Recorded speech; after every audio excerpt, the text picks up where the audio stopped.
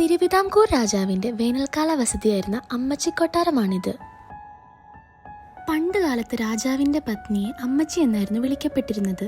അങ്ങനെ അമ്മച്ചി താമസിക്കുന്ന കൊട്ടാരത്തെ അമ്മച്ചി കൊട്ടാരം എന്നറിയപ്പെട്ടു.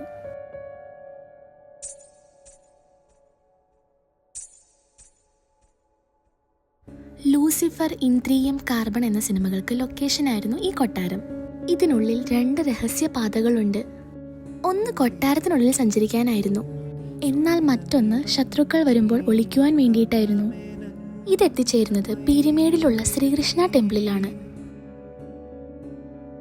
കിടക്കുവാനായി ഉപയോഗിച്ചിരുന്ന കട്ടിലും അരക്കല്ലും കിണറും കുളവും നമുക്ക് കാണാൻ സാധിക്കും.